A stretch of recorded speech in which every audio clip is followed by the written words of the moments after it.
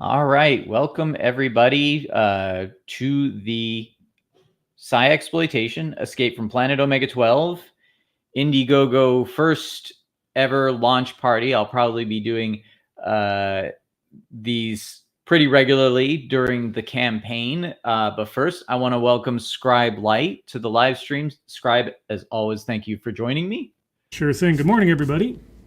And I don't think anyone's watching right now, but maybe they'll jump in soon. If not, of course, this always plays back.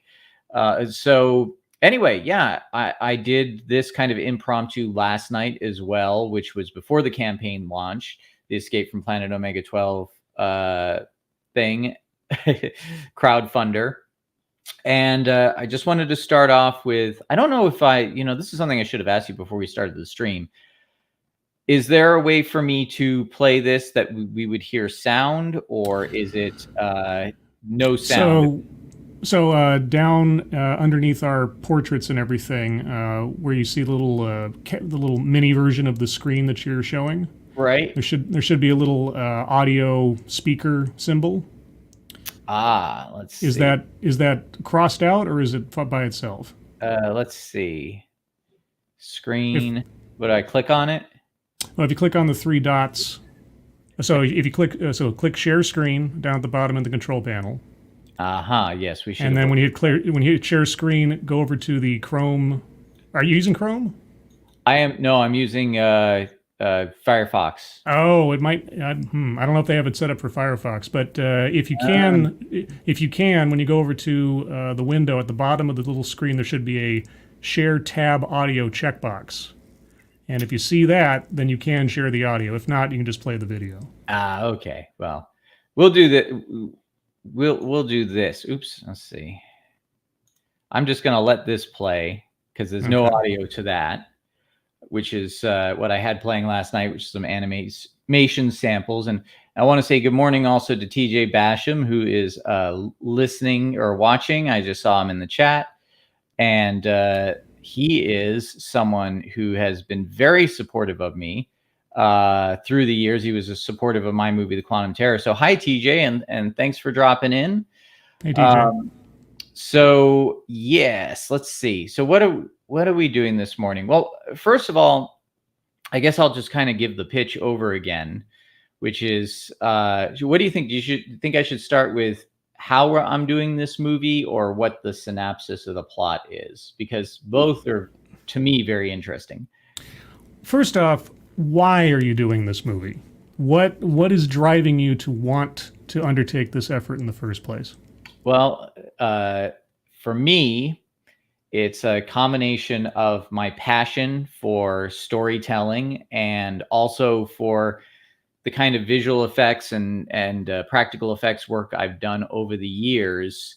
I really wanted to try and find a way to bring all the things I love into an animation. So it's not just hand-drawn, it's not just CGI, it's the miniatures and the puppets and all that sort of thing. But also because I really want to tell unique, interesting stories. I kind of feel like we're stuck in this rut at the moment, where the Hollywood studios, for the most part, they make decisions based on statistics, algorithms, what they think is trending. And then they'll use any trick in the book, some of them pretty underhanded and divisive, to get attention for what they're selling. But what they're selling is pretty empty these days. It's like it's all marketing and bookkeeping, and there's no creativity. A matter of fact, there was something I wanted to read. Maybe this is. Do you think this is a good time to read that a Facebook friend of mine posted that I think actually kind of pertains to this? Go ahead. All right. So this is from, and I hope I didn't tell Sean I was going to do this. This is Sean Malone, who is formerly of fee.org. And he posted something this morning. There was an article from Forbes that the headline was "The Rings of Power has inexplicably terrible writing." And Sean said something very astute that really kind of, fits in with what my own mission is in kind of creating stuff. So He said, "None of this is a surprise to me. And frankly, I don't think it's inexplicable. The industry has been taken over by people who have zero understanding of the craft of writing, and they don't care. This is especially true with people who came up through Bad Robot and J.J. Abrams Productions," which shots fired there, Sean, "as is true for the showrunners of Rings of Power. Abrams is a terrible writer, and his approach to storytelling has never been about character, plot, or internal consistency. Sorry. It's about big moments and shocking twists. You can see this going all the way back to Lost, where he had no clever ending, no great plan for how to execute the show, but it kept people hooked because of soapy character squabbles and cliffhangers, few of which have ever made any sense. His Star Trek and Star Wars films, in many instances, are very exciting to watch, but only if you completely turn your brain off, forget about continuity, and accept that any character can be or do anything the big moment needs them. He's a big moment needs them to do at any time. Oh, and the big moments don't mean anything. Chewbacca can get killed in a shocking explosion and be fine 10 seconds later because Abrams needs them to perform important fan service duties in the future. This approach to storytelling has made a lot of money, and it's been massively influential, not only for studios and how they make TV shows and movies, but also young writers coming up now think that as long as they have a little spectacle and a few big scenes, they don't really have to understand how to write beyond that. I'd argue that the whole thing is actually a complete disaster for Hollywood in the long run. And this is something that I really agree with and I want to talk about. Abandoning the craft of writing has left us with innumerable shows and movies that have all the logic and verisimilitude of the kinds of stories that a 5-year-old makes up. And then this happened, and then this happened, and then this. Characters are bland and uninteresting, while at the same time wildly inconsistent. Death and danger don't mean anything. The stakes are amped up only to be reversed or changed when convenient. People can act in ways that don't make any sense given their established goals and motivations, and we're just supposed to accept it as long as it gets them to the next big spectacle scene. So, no, Rings of Power is not inexplicably terrible. To the contrary, it's pretty easy to explain. So, I thought that was great. And just to add to that, yeah, this is creating a intellectual house of cards for our entertainment. I see it absolutely collapsing on us, and I don't know if you want to add anything to that.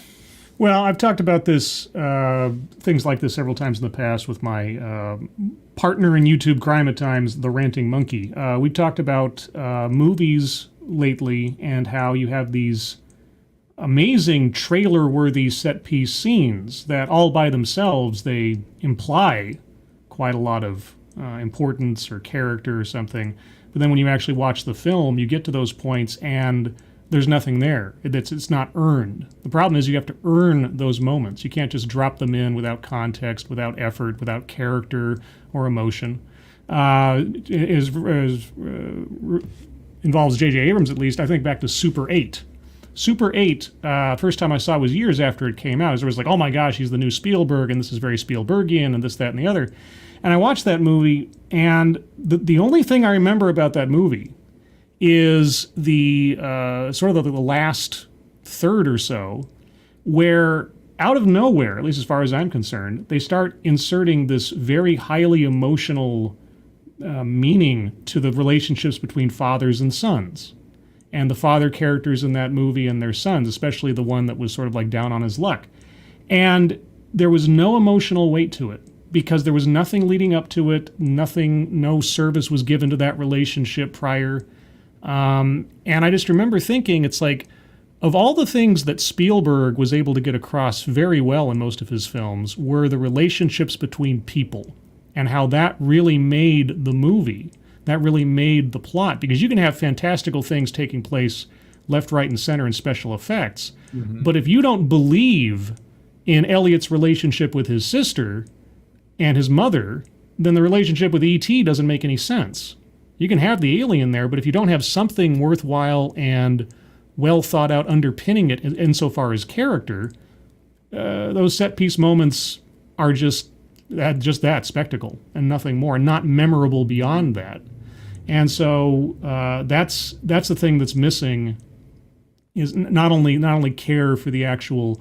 If you have a non-original IP that you're servicing, not caring about that in the first place, but even then, caring about the characters and thinking about who are these people, why are they doing these things, and servicing that first. Because if you don't have good characters, you've got a slideshow. Boy, that's a really good point. And that really resonates with me, simply on the basis that, and I realize I only shared the script with you last night, so I don't know if how much of it you've gotten a chance to read. I read the whole thing. You did read the whole thing. Wow. I did read the whole thing. Yep. Well, a big part, I don't know if you noticed this, but a big part of what I really wanted to inject into the character of Tara, who you see on the screen right now, who's the woman marooned on this planet. And I guess I don't know how much of it, essentially, yes, she's marooned on this planet. It's a wilderness. It's an alien wilderness. There's no civilizations on this planet. Just lots of creatures that might eat her, lots of plants that, she doesn't know if she can eat or what's going on. But the idea is that right before she was marooned on this planet, she and her husband were trying to get pregnant with their first child. Mm-hmm. And that was a big thing for her, was that her husband is the captain of this ship. She's the, she's not a crewman. She's the wife of the captain. She's in love with him, and she wants to be a mother and have a family. And suddenly that possibility is ripped away from her. And so it is actually my intention with this character that everything that she engages with on the planet is through the perspective of the fact that she was denied motherhood and instead thrown into a situation where she's constantly having to survive. But for everybody, that means something different. And if your head is in a certain space, you're going to engage with things in the way that a mother would, whether it be nurture, whether it be mama bear instincts, whatever that may be. And the different creatures she encounters and that sort of thing is definitely going to be a factor in the interaction. So I'm really glad you said that. Yeah, no, I've noticed, and maybe I've had this experience before in writing class in college, where we had to do a writing assignment on life and death. You had to do one big assignment on life and one big assignment on death, but you had to avoid cliche. You couldn't do, I'm on my deathbed and I'm thinking about this. So I wrote a story it was actually a true story about my father and I, and how we ended up going to a piece of property we had owned but had been washed out by a flood, and we were going to go and inspect it. And as we got up to this one little rise, there's a little dip in a hill that kind of became a natural trench, and in this trench was a whole bunch of dead fish. And from a distance, I couldn't tell what they were. It was so bizarre to me that I thought it was like garbage or paper plates or something. And I talked about the fish. And I gave this story to one of my classmates as part of the assignment. You had to have it peer reviewed. And somebody said, I love this imagery of the trench and the dead fish. It was very warlike. I thought of World War I and this, that, and that. I was like, yes, I meant to do that. Yes. Now, I only give that anecdote because, and you tell me if I'm stretching here. Okay, I'm not going to give away plot points per se that you haven't already mentioned in the launch page there. But between the opening narration and just talking about the asteroid, I won't say anything else. I'm talking about the asteroid. The fact that Tara is trying to get pregnant. The fact that she lands on a planet that has no intelligent life, let's say, that we know of. The fact that the thing that now is embodying her husband, prior to that moment had no consciousness of its own, let's say, that we know of. I don't know all the details. The theme of life arriving upon that which has none. So her being barren, the planet having no life, the thing now having the husband giving it life that it did not previously had before. It's like that theme, and especially the grieving of not having a child, of not being able to give life, yet life is being given to all these things around her. That's something that I read into this. Now, you tell me if I'm just stretching, or if you're a secret genius. But either way, I thought that was an interesting theme. I saw that moving throughout the script. Well, yes, I wouldn't say I'm a secret genius. No, you're a public genius. What's that? You're a public genius. A public genius. I'm going public with my genius. No, it's yeah. I have to say, for me, these are things. I mean, deep philosophical things that I think about on a regular basis, and I don't know if that makes me a tortured artist.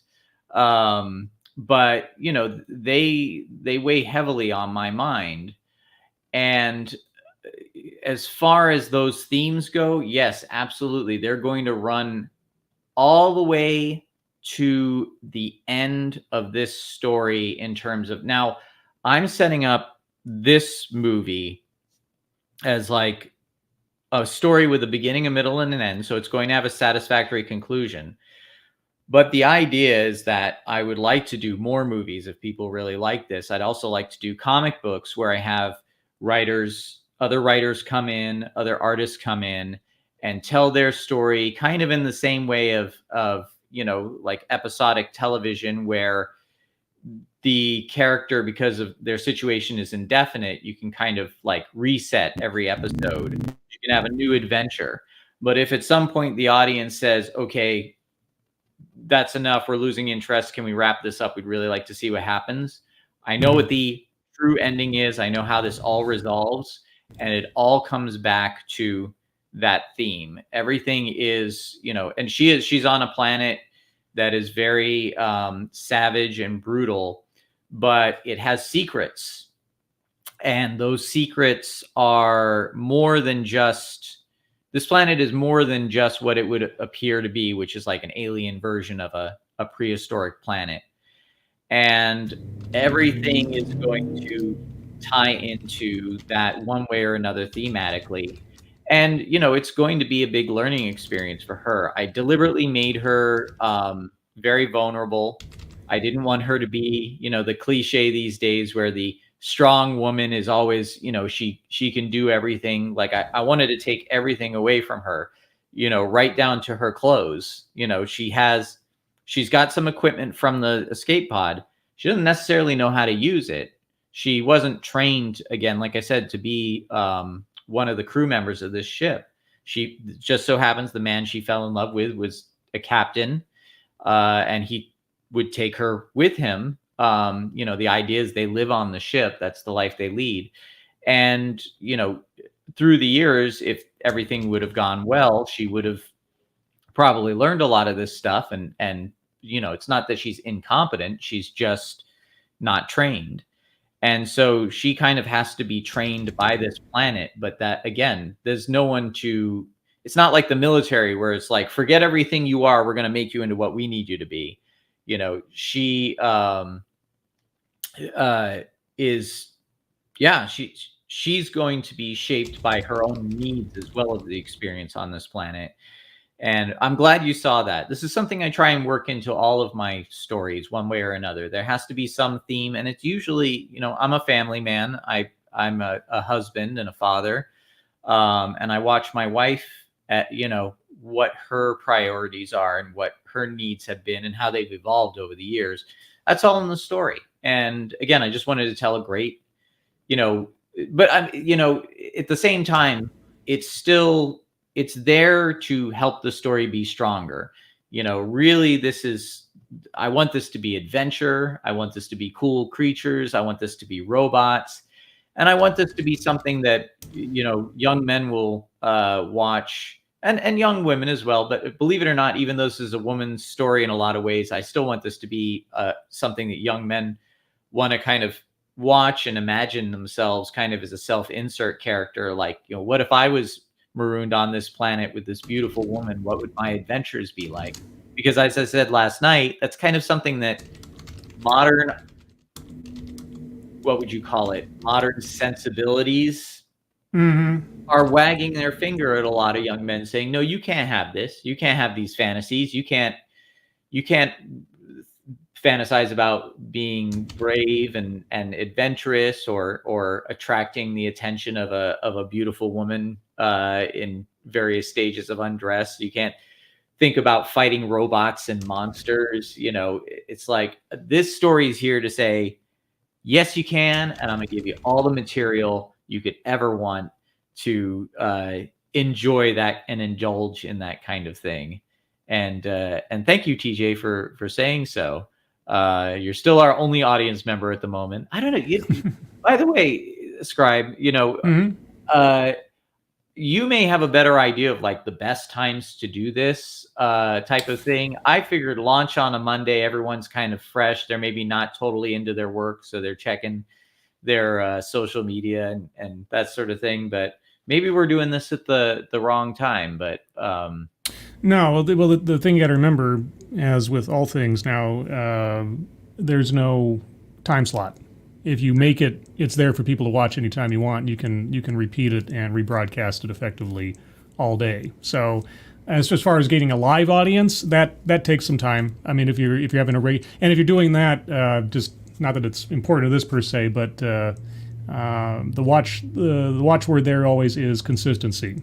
Setting an expectation for the audience and knowing and having them know that they know when to catch you live. And so I occasionally do streams that are impromptu, but generally speaking, I've got 2 shows a week that I do at the exact same time every week. So if somebody wants to see me live, I'm not keeping a secret as to when they can find me. So that's tips for future broadcasts. But yeah.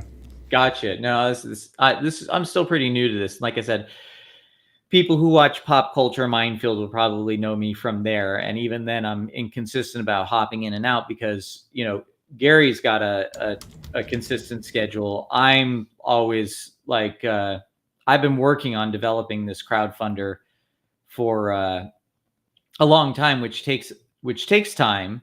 But I'm going to definitely be doing that more. And also, before I forget, anyone listening, I have been talking to Peter Samedi from Alterna Comics. He would like to come on my live stream sometime soon, probably this week sometime, but we're going to work it out. We're not going to be talking about this project, though. I kind of did it on the promise. He was talking about how he's tired of always making live streams that are to just promote stuff. He's like, I just want to talk about comics. So Peter Samedi and I, and Tribe, if you're available, you're welcome to join as well. We're going to have a conversation strictly about the medium of comics and why we love it. Okay.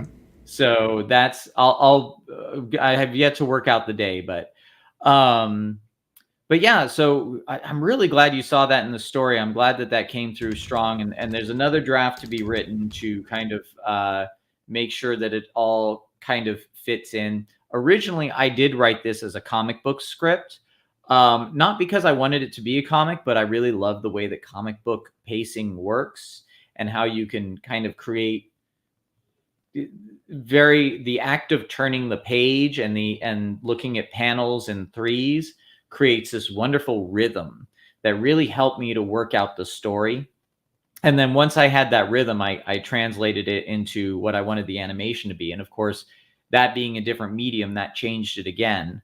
And then, speaking of medium, there's one of the puppets here, which is, I've discussed with you before, this isn't your typical animated movie. I think the only thing that I could relate to what I'm doing to even a little bit is what the Fleischer brothers did with the old Popeye cartoons, where they actually built miniature sets and then put cell animation overlay onto those miniatures. So Popeye in the Sinbad, he was walking through an actual model cave. Right. Yes. I've seen ones before that are it's ones I've been looking for that I haven't been able to find, where they actually have like real water lapping up against shores and that sort of thing. I haven't come across that one, but I remember watching them when I was a teenager, when Cartoon Network was still primarily a channel that did a lot of reruns of old cartoons, which I think was originally the point of it. But that and the Dark Crystal, maybe, you know what? If I play the video, see, I can just turn down the sound so it can play while I talk about that, because I put some of this stuff in there. But yeah, here's the other thing about this is this is a real R&D project. I've never let's see. Oh, wait, TJ's got a question. Let's bring it up. TJ, I know it's too early for details. I was following along with Quantum Terror. You made sets at your home. Are you wanting or needing a sound stage? Good question. I have actually created, I won't call it a sound stage because it's not, because it's made out of my garage, but I have created through a lot of work, and I'm going to post a tutorial about how I did it as part of this campaign as we go on. But I created a green screen set in my garage, and it doesn't need to be a sound stage because we're not recording any sound in there. It's not like we're working with actors. We're just working with puppets and miniatures. And you can see I storyboarded the opening sequence out here with me in it. But yeah, there's going to be a lot of work done in that garage. We are going to procure a motion control rig so we can do layered passes of the miniatures against green screen, and we can do things like forced perspective, where we shoot like foreground, middle ground, and background as separate elements, but we can still keep that motion control going so that they all look like they're being shot at the same time by the same camera. Puppets that we put in with the traditional animation, we're going to have a very special technique of doing these puppets, because usually, like with the Dark Crystal, which is one of the big influences on me, and not just, I mean, the movie, I think I saw 3 times when it came out in the theater. I was obsessed with that movie. And then when the series came out, I was very impressed with that too. I mean, really impressed. But it was a very expensive series. A lot of that expense was, again, maintaining sound stages, the fact that those sets were like there was no outdoor shooting. That entire world was completely fabricated by artists in full scale. And then every puppet probably had 2 to 3 puppeteers at a time working with it. And that's just an impossibility for me. This would not be a $50,000 project. This would be a multi-million-dollar project. So with the puppets, the technique that I am devising is, because of motion control and the technology with motion tracking, a puppet will be operated by one person, mostly me. If we can raise more money than the initial 25 that I'm going for, then I'll be able to hire more people to come in and help me. And there are people that I know that I'd very much like to have come in, like Jenna Green, who was on the Quantum Terror, my friend Jagetto, who is a puppeteer on the East Coast, who does like hip hop poetry slam puppet shows that are amazing. Well, I mean, this is an example right here. You see these puppets there, and there's the Popeye. And Samurai Jack, that's something else to talk about. Again, you can see these puppets are just, tons of crew members who are, working in tandem. If I'm doing this all by myself, it has to be one motion at a time. So the puppets are going to be created as head, torso, sometimes just head and torso. The limbs are going to be shot against green screen separately and then composited on, so that I can, and then each limb can have a little more motion. I can create limbs that are, at one joint here, and then maybe do a little puppet mechanism that have like that creature's hand right there, flexing fingers. Here's rotoscope, and here's Tara without hair, by the way. So of course the main characters are going to be 3D models. That'll be from the tutorial. Those 3D models will be used partially, just as 3D characters. I probably will do some hand animation over them to kind of give them more texture, give them more life, because I've seen a lot of 3D animation where they try and, just give it texture, but it's still all 3D and it still has that look to it. So,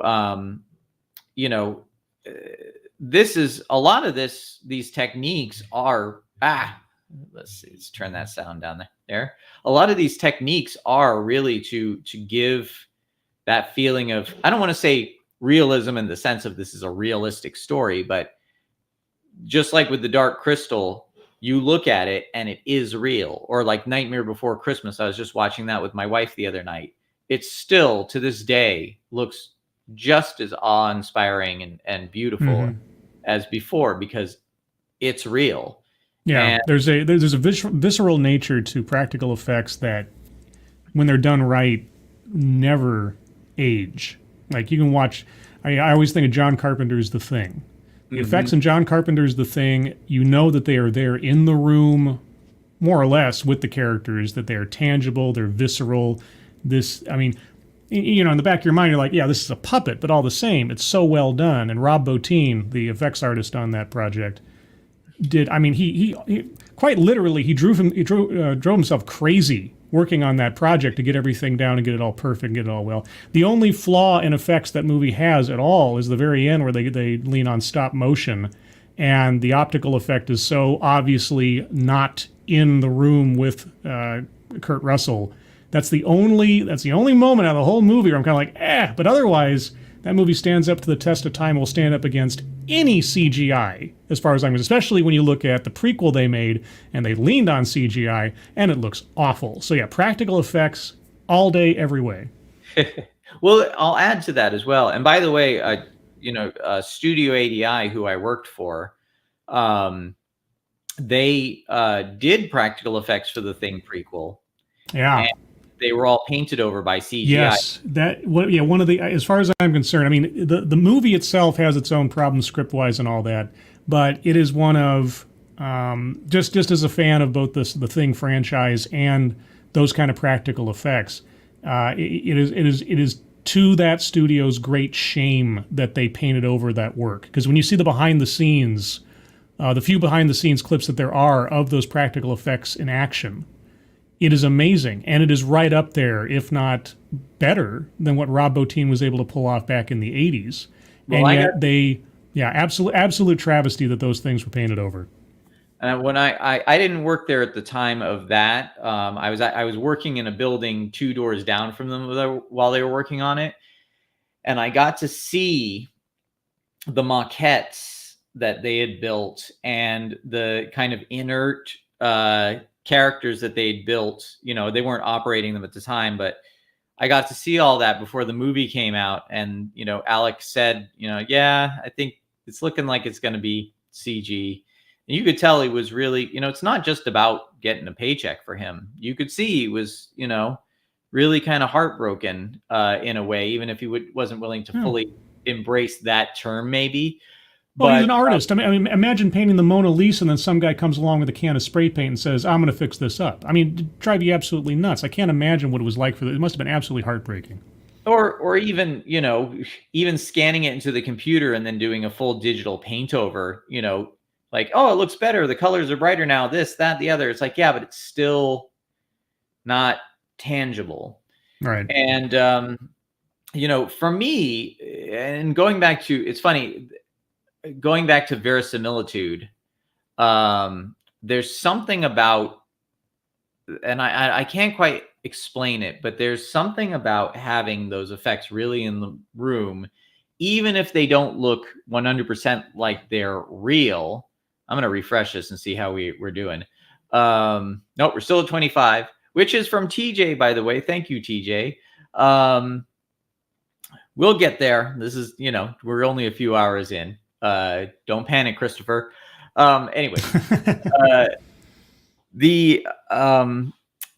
yeah, even if they don't look real, they still look like something in the room, and they still do look like they have style.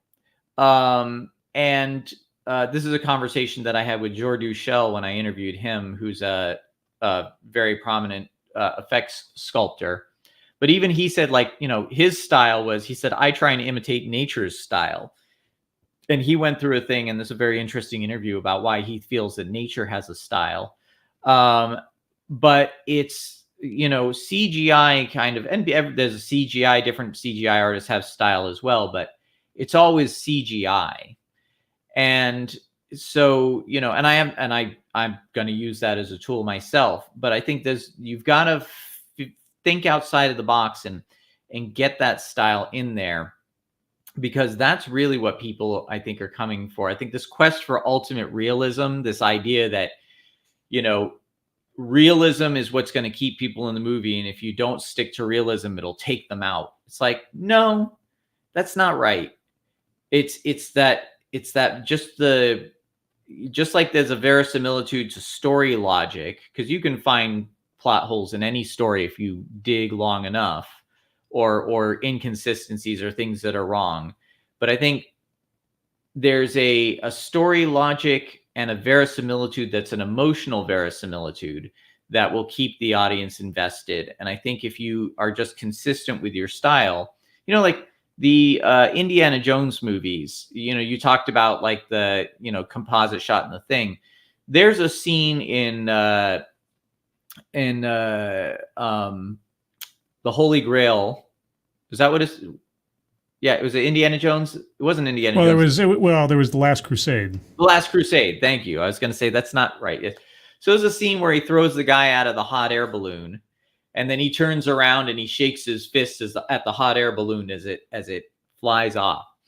That's very obviously, that was a miniature hot air balloon, and it was a matte shot, but it still felt like it was part of just the overall feel of those movies. All those movies had kind of moments like that here and there.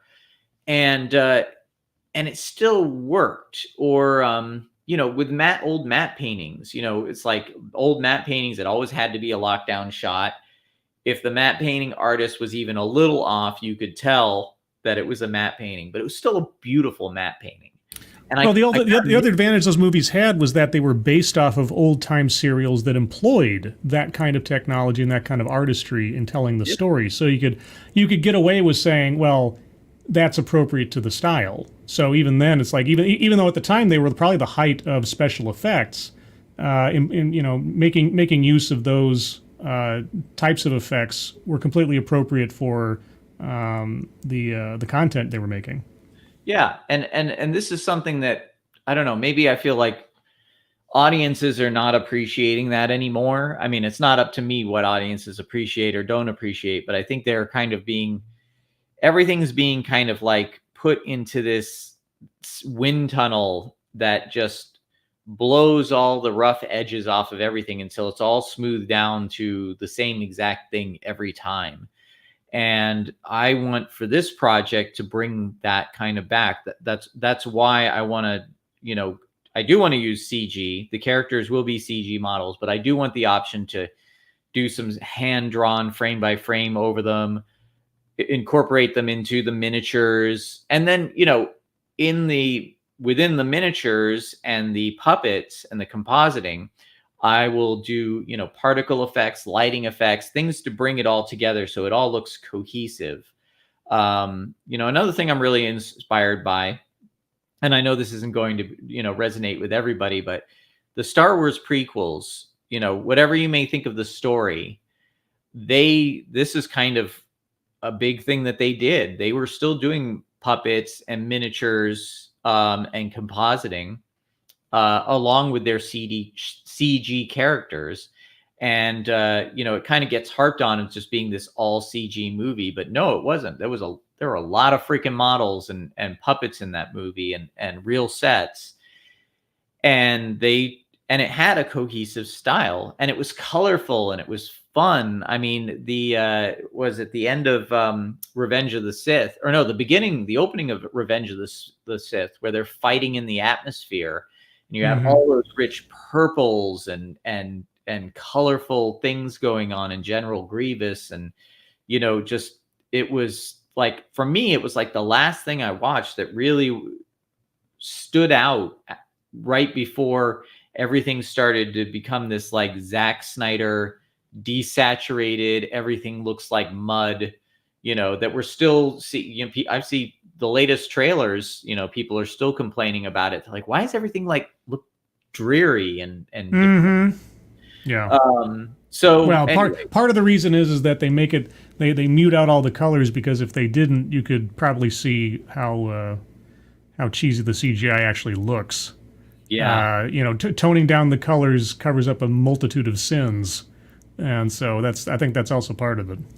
Well, yeah, one of those sins is just, it's not even that the CGI is not as good as it could be, because I mean, I look at it now and I go, wow, the technology's come such a long way where, just to get, one iota of some of the stuff they have on the screen and their cheaper stuff. I mean, even people are complaining about She-Hulk, the way she looks, and I'm looking at her going like, looks fine to me, but I accept that it's a cheaper show. The problem is that it's technology in the hands of people, and I'm not saying the artists. I'm talking more of the people in charge who are making commands of the artists or demands of the artists, who don't understand lighting, don't understand how to frame a shot properly, or even if they do, they only understand it in the most uninspired, unimaginative way possible. Like, it's technically correct, but it's the difference between getting someone who's directing an episode of Friends and Stanley Kubrick. Like, Stanley Kubrick is going to look for the most beautiful way to present that shot, and that's kind of what I'm going to be doing with this project. Let's see. What does TJ say? I'm looking at the artwork on your indie page. Is that work you did, or did you collaborate? I love the photo. How did you come up with that idea? You love the photo? Which photo? Or let's see. What does it say? Oh, no, you don't apologize for interrupting the conversation. We like the chat. We want to hear from the chat. I don't know which the photo of the puppet. That must be what you mean. Yes, TJ, all of this artwork is mine. And I'm glad you like it, because I don't consider myself a amazing artist. I work very laboriously at this stuff in Photoshop, erasing over and over again. This art takes way longer than it should. Simple stuff I like simple stuff like this, and this is kind of going to be a little bit, this is going to work its way into the style of I don't want the character of Tara to look super realistic. She's got a very minimal style. The hair is going to be the most complex part about her. Try and keep her, no pun intended, but I'm trying to keep her wardrobe details to a minimum. Simply because the pipeline for animating it, the simpler you keep things, the better. Characters like this are going to be puppets. And this will be puppets. So I won't have to deal with complex hand rendering, frame by frame, stuff like that. And then, of course, robots like this will be puppets as well. This needs to be refurbished. This is an older puppet. I've been doing a lot of planning for this project for years, building stuff only to throw it out and go, it can be better. This project, I wouldn't have launched this if I'm not now at the point where I'm like, yes, we're ready to do this. And it's still going to be a challenge, but yeah, I really wanted to sit and render out, the style of everything and see just, what we could do. And hopefully we can do it for more than $25. Yeah. And by the way, like I said, my producing partner, Doug Mayfield, has procured on this 25,000 already, which is a good amount, but and it's going to be paying for the computer programs, the equipment. I already have, over the years, again, procured a lot of my own equipment, spent out of my own pocket to get to this point. But Doug is gonna, we're gonna get particle systems. We're gonna get, more powerful motion tracking softwares. We're going to get, like I said, the motion control rig, that sort of thing. So a lot of this money is going to be going into, and we're also, some of that money is going to pay for other animators, because there's some, like, I don't do 3D animation. So, I'll be learning it along the way, but I will have other animators coming in. So this will be to hire more help.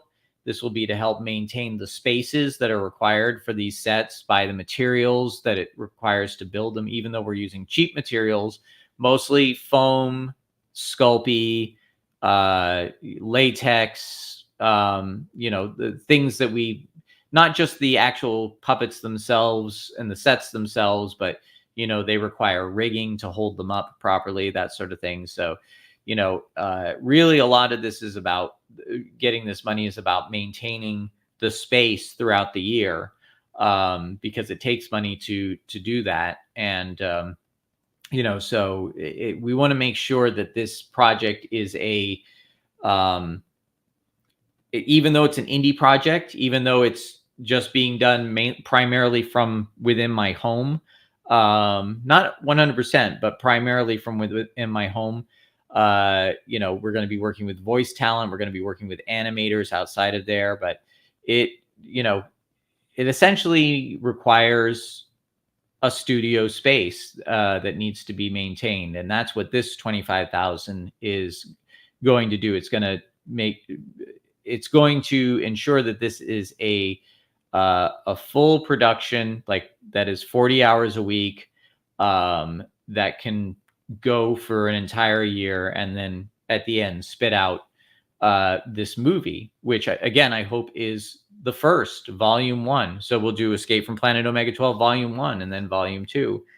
And in the meantime, I am working with actors that are going to be hopefully voices on here. By the way, I forgot to tell, a little segue here. When am I predicting production will start? Production starts right now. This is production.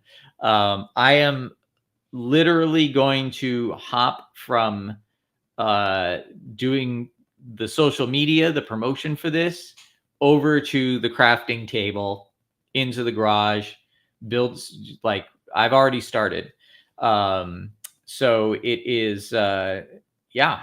And on top of that, we're doing a short film at the moment that we're going to wrap up next weekend. It also has aliens in it, although it's a different story. And Scribe, I was telling you about this before. We have 2 sci-fi fantasy alumni in that short film.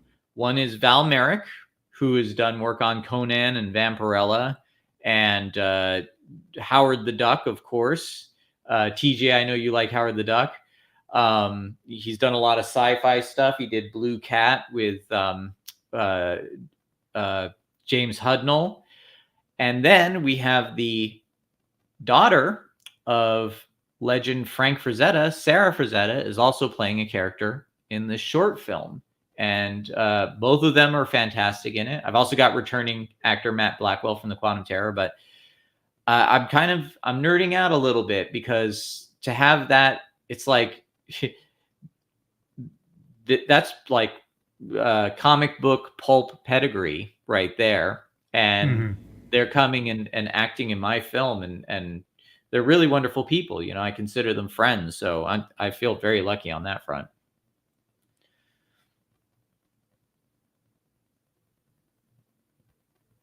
Sure.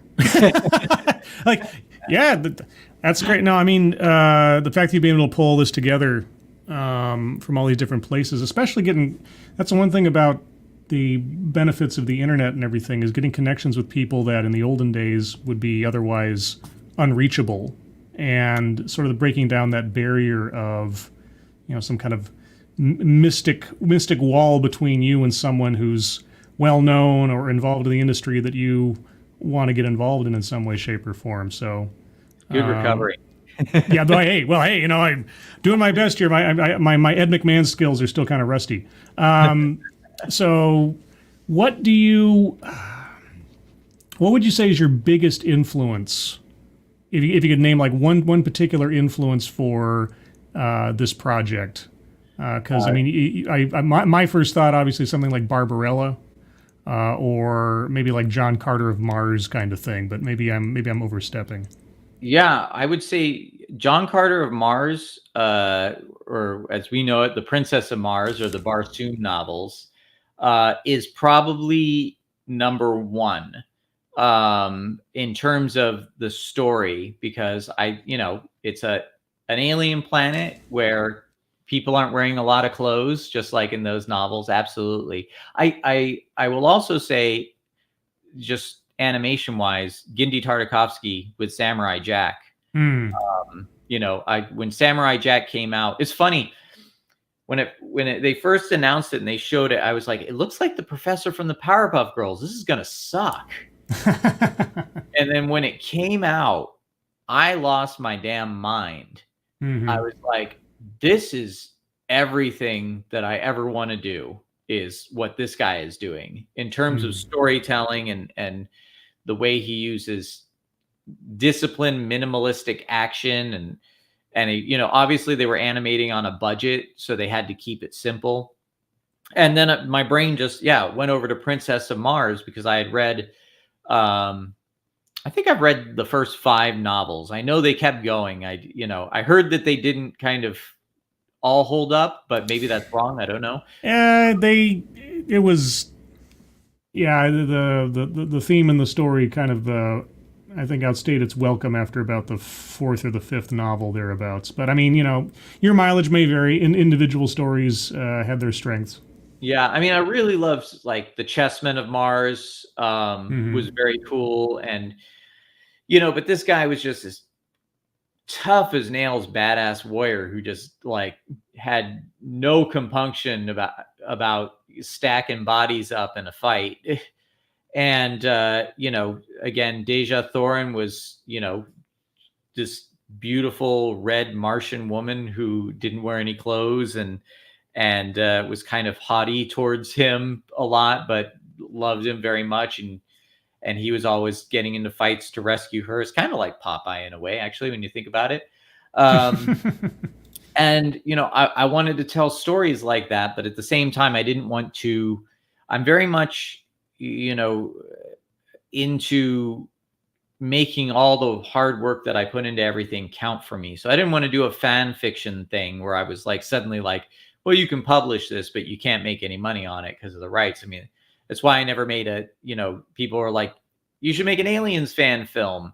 You should make, this fan film. Like, I don't want to do fan films. I'm sure I'd have a great time doing fan films, but if I'm going to put all that time and effort and imagination into it, I want to own it. And like, you mentioned before about the internet, all the connections I have, if I kind of like roll back or trace back all the connections that I've made over the years, a lot of them are, yes, the internet helped, but a lot of them are from my early days of, being like from 18 years old, or even before that, going to comic book conventions and signings, and, from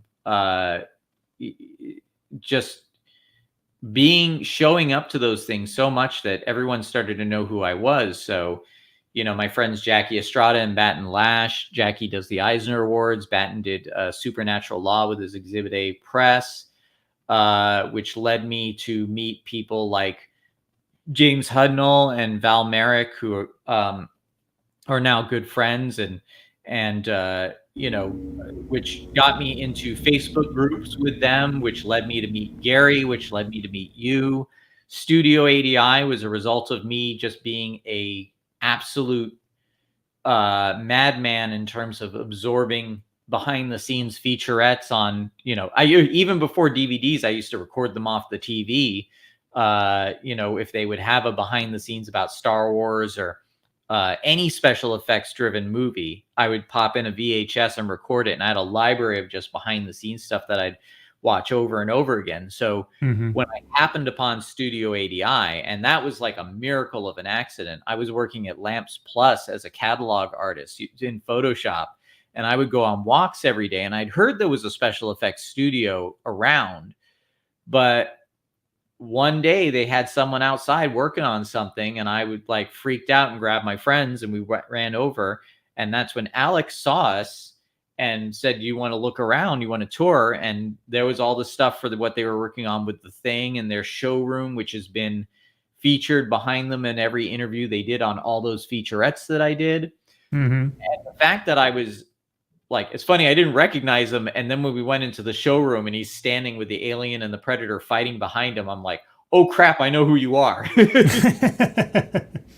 And then, from there, because I knew so much about it, and that opportunity when Harbinger Down started, to help them with their campaign, their social media, which I wouldn't have been able to do if I didn't know who they were and what they did inside and out. So, it's in my opinion, it's not just enough to have the internet. You have to have it in your blood, not the internet, but all this stuff. So people figure out, oh, you're not just another, grifter or time waster. You're for real. And for this, I mean, again, TJ's still in the chat, and thanks for hanging in there, TJ. We're going to wrap up in a minute, but,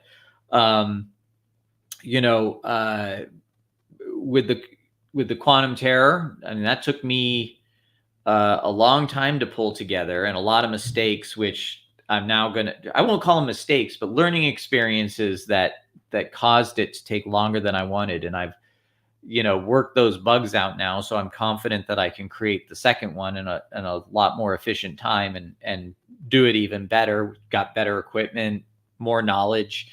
And the first movie proved to a lot of people, at least I hope, that, yes, we're not flakes. We're able to do it, and do it well and deliver. And so, I'm hoping, let's refresh here. Nope, still at $25. I'm hoping that, I've done enough to kind of lend some credibility to all of this. And also, there's a good instinct for it as well. The first time you came on my live stream, I was able, very, very readily could see that you were a great guy to live stream with and very smart. A savage beast. Going crazy. A savage beast appears. Jeez. It's the mailman trying to deliver something. Hold on a second. You can do that in a live stream. Right? Sure, yeah. Classic. Mailman shows up, dog goes nuts. I'll have to hold down the show while he's gone. I could say or do something really goofy right now, and he couldn't do anything about it. Hey, everybody. Yeah, I have a YouTube channel. I've been live streaming in one way, shape, or form for the last several years. I've got videos that go back at least, I'm coming up on my 6th year anniversary on YouTube. I'll just do some self-promotion here. But anybody listening now or in the future, please share this out. You can obviously see that Christopher's very passionate about this. He has a portfolio under his belt of filmmaking and everything else, and I think it's worthwhile. Thank you. I appreciate that. Sorry about all that commotion. It's a certified letter from an attorney that I was working with on a car accident I was in. So I will add. I was that whole story. Every time you said a word in the course of that statement, I was waiting for like the next shoe to drop, like a certified letter from an attorney, like that I was working on a car accident. What? I'm lucky to be alive. Okay, well, good. Yes. A few months back, I was rear-ended by a 18-wheeler on the 35 freeway. Ooh. Which sent me spinning across 5 lanes, hit and run, slammed into the center divider. And, ouch. Yeah, so that's a whole other thing. Lots of chiropractor visits and stuff. But because it's a hit and run, long story short, the attorney's just like, nah, can't help you. So that comes with a lot of certified letters, essentially just saying exactly that. So, great. but it's just going to keep on going. There's, again, all of this stuff that I'm doing here with these movies and stuff, they're born out of not just a passion for creating stories, not just out of special effects, but just the fact that, I'm here, I'm alive. I feel like that's a great gift.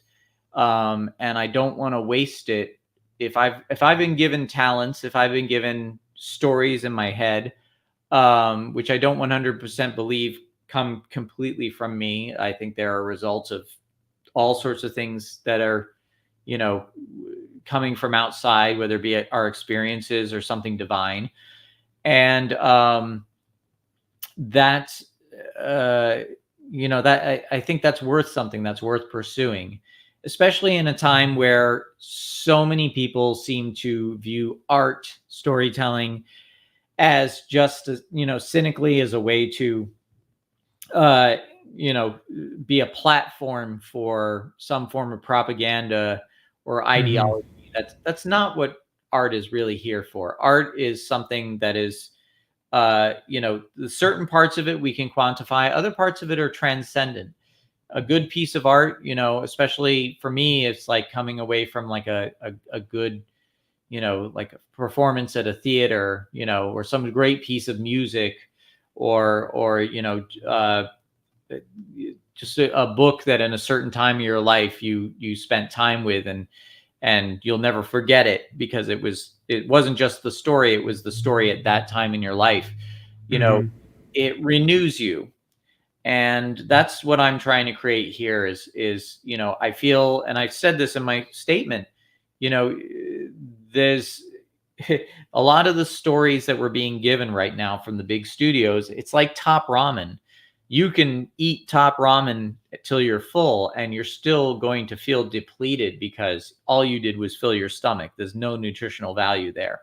And if you keep just trying to sustain yourself on that, you're going to waste away. And at this point, what I'm seeing the studios do is it's not even a lack of nutrients. It's straight up poison. I feel like culturally we're being poisoned by a lot of this stuff. And yet so many people still want to consume it, a lot of them just in the hopes that maybe this time it'll be a little bit of nutrients and, and maybe not so much poison. And it's like, why are we doing this? But I can't tell people not to do it. And I have no influence on what the studios do. As a matter of fact, I have a lot of friends who still work in the industry that I have a lot of respect for.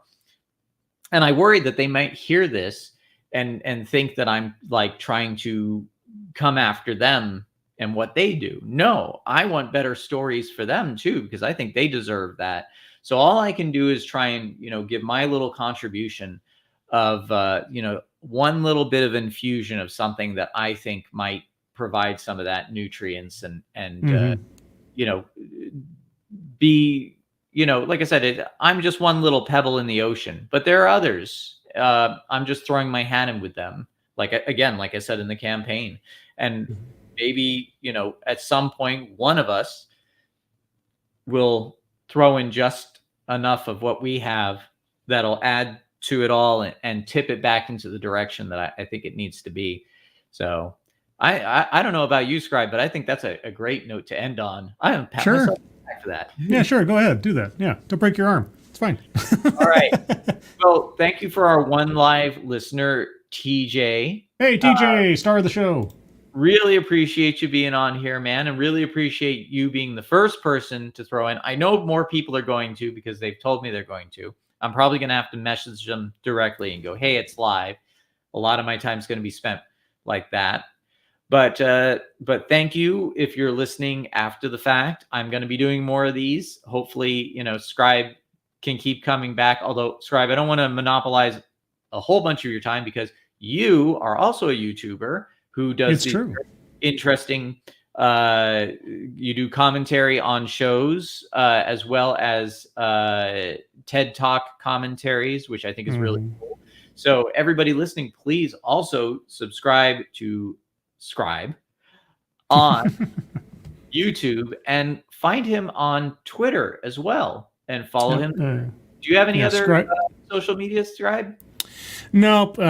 Just primarily Twitter is where I'm at. I mean, I'm signed up on several other now probably dead things. Because here's a tip for anybody else out there who wanted to start a YouTube thing. No matter what new social media thing pops up, even if it's something you don't think is going to last, always be the first there to register your screen name on the off chance it takes off. So you'll always have it there for you if you need to use it. But yeah, on Twitter, it's scribe_light. I do 2 shows a week for sure, unless something comes out of the blue to change that on Thursdays and Sundays. I'm most well known for presently TED Excellence, where I take out J-random TEDx talks and try to learn something from them, and it's usually very hilarious. If you like MST3K, if you like something that's a little bit analytical / quasi-intellectual, that might be fun, so go check those out. Definitely. And by the way, Scribe, I'm glad you brought up the different social medias. I'm on minds.com and I actually do all right there. I've had a lot of response for the Quantum Terror on Minds. So I would encourage that. Nobody looks at me on Rumble. I am on BitChute. I should probably do some more posting on those too. But I'm on a bunch of different ones. MeWe, a little bit. I should probably do that more. I'm going to spend a lot more time on those, but I've left the social media links in the Indiegogo as well, which I can't help it. Let's refresh one more time just to be disappointed. No, don't do it. Don't do it. You got to leave it. You got to just let it run on its own and only check in once a day. You got to make that a rule. Drive yourself nuts. What about don't do it. No. I do this with, my Film Hub platform, looking at the analytics for how the movie's doing on video on demand, but it's been doing so well. I mean, I'm not making a profit yet. That's still going to take at least a year, but it's doing really well. So I'm hoping that that gets more attention. All right. Well, I am going to end this broadcast in 3, 2, 1. Thank you, everybody. And I'll be back.